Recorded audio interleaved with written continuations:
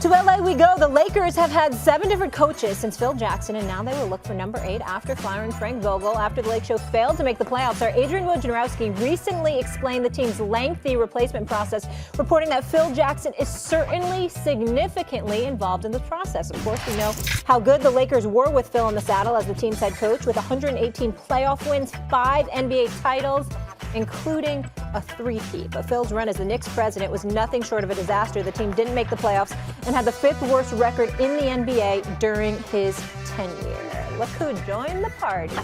J.J. Redick in the building. Top of the morning to you, sir. I mean, you've been going for a while on Get Up. I'm starting. You guys were really entertaining in that A block, by the way. Really just enjoyed that first segment. Well, we appreciate that, Yeah, JJ. it was great. I didn't antagonize you a little bit. I was doing that on purpose. We'll get to it. Is this a good idea, Stephen A., that you think the Lakers are involving Phil Jackson in the process as they hire their next head coach? If they were looking for a new general manager or a new president of basketball operations, I would call the Los Angeles Lakers franchise the biggest idiots on the planet, because Phil Jackson should never be allowed to be an executive again. A matter of fact, I'm still so salty about the job he did in New York. I'd prefer that he be banned from New York. I don't think he should be allowed in the state. That's how bad of a job he did. I just think Frank Ntilikina is who he drafted instead of Donovan Mitchell. Just don't get me started with this dude. I don't even want to hear about Phil Jackson, the executive. The coach is an entirely different matter. Now, I know he hired Derek Fisher when he first got as the Knicks coach, but he wanted Steve Kerr. And obviously Dolan got in the way of that. We know how great Steve Kerr is, one of the great coaches of all times. He's just proven that. There's nothing to debate. But I want to veer left. Okay. Because I have something that I want to say to Doggy.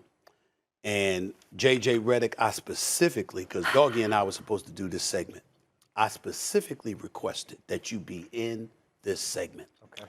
Because I have an announcement I'd like to make. What's that?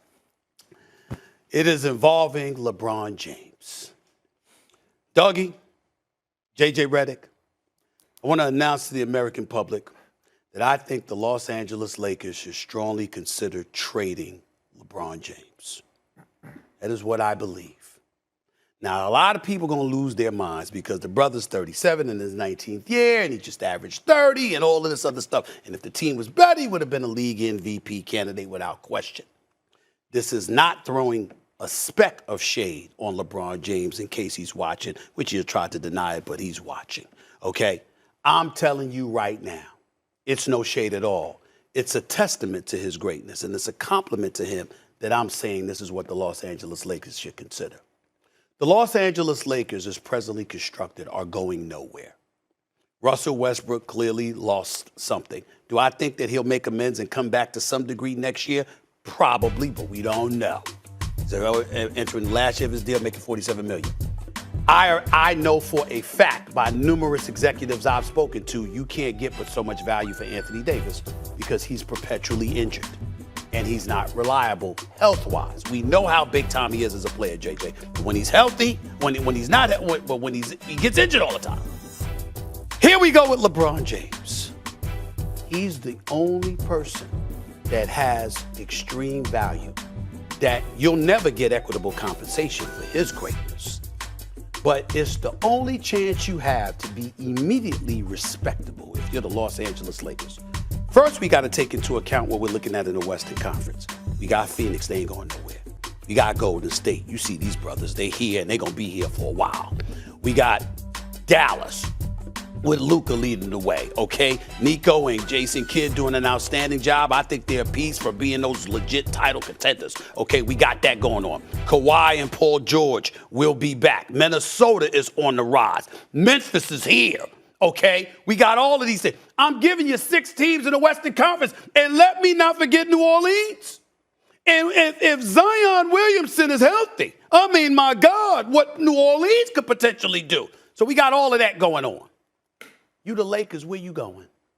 You got nothing. So here's what I'm going to tell you they should do. Are you ready for this? And don't get too specific, JJ. I don't want you pulling out numbers and contracts. We understand they got to work things. They got to make things work. And we got all of that. Let's hear it. Picks, all this stuff. I'm just going to throw the teams that I'd call. If I'm the Lakers, I'm calling Cleveland because they got some young talent. JB Big Stag gonna be. I'm calling Cleveland. I'm calling Cleveland with some of their young talent. Okay, and the brother is from Akron. He already won the championship, delivered the championship. I mean, he's LeBron in Cleveland. I'm calling Cleveland. I'm calling Miami. Because they got some, I mean, you talk about Bam Adebayo, Tyler Hero, they got some young talent. And you know, so I'm calling them. I'm calling Utah. Donovan Mitchell, you want out? D Wade, little minority owner up in there in Utah. I'm calling Utah. I'm calling, listen, of course. LeBron James and his family? Let me finish. He doesn't have a no trade clause. They eradicated that. You know what I'm saying? He might not want it. But guess what? Unless he's going to retire, you don't make those calls anymore. You got Portland, Dame Lillard. I'm making these calls. I'm saying if I'm the Lakers. You're going to trade him for Damian Lillard. No. I'm taking all options. All I'm doing is throwing out teams for you because if I'm the Lakers, I know I ain't going nowhere. What I got to do is prevent from falling off the cliff entirely and completely stinking up the joint for years to come. Because the reality is that I can't move Russ in all likelihood. I'm going to try, but I don't think I can pull it off.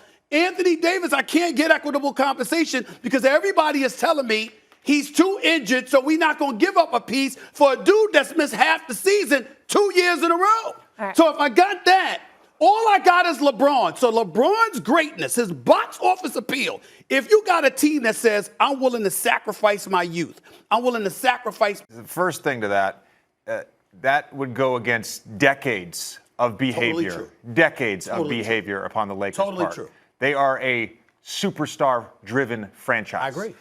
Secondly, to trade LeBron somewhere like Utah or Portland would go against that behavior as well. Mm-hmm. Because there's no way they would ever trade LeBron unless they got sign-off from him. There's no way they would ever trade LeBron because it goes against how they operate. This is the same family. JJ. This is the same family that Dr. Buss. Before you go on, I did not say the Lakers are considering it.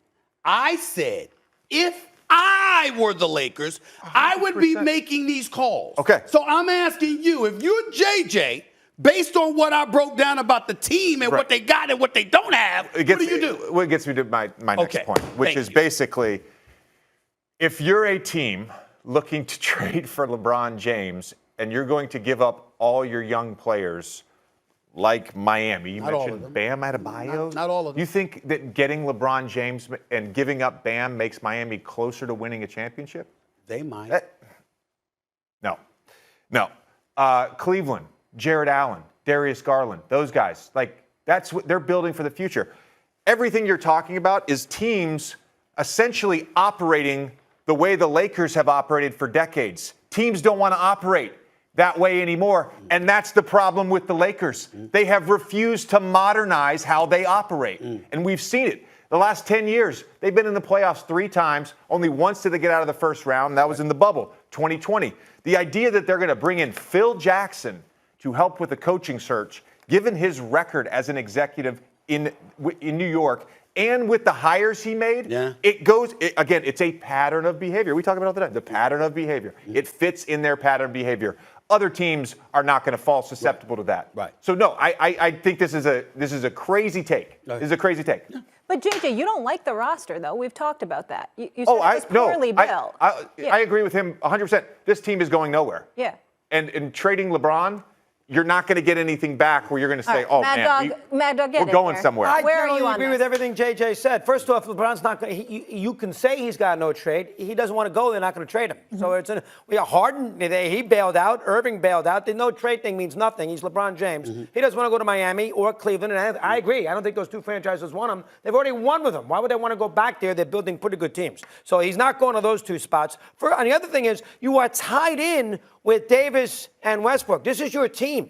Well, you're going to trade LeBron, you're never getting anything equal value. You're going to get nothing back of note. And then you're going to have Davis and Westbrook sitting there, and they're not going to be able to win by themselves anyway. No. So it's a disaster. No matter how you handle it, it is a disaster. Because until you get Davis and Westbrook out, you're not going to be a good team. So you might as well have LeBron in the ball club. And by the way, about Phil Jackson. Sure. All right.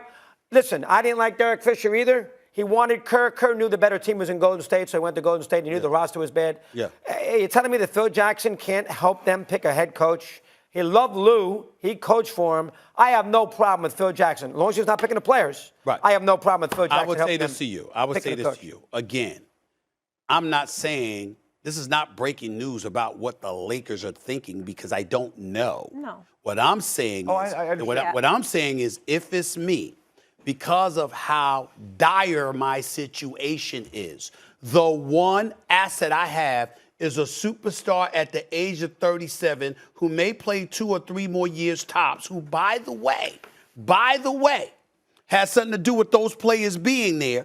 I might use him to help get rid of them. Not to mention the fact that he's got 1 year left on this deal. If they offer him an extension and he says no, that means after next year, he can walk away without them getting any compensation. And then what do you have? If you're the Los Angeles Lakers, if you're Jeannie Buss and Linda Rambis and Kurt Rambis and Rob, especially Rob Pelinka, since he's the guy that's going to be making these decisions, I'm saying you got to think about all of that. And if it means All right, moving see you next. LeBron,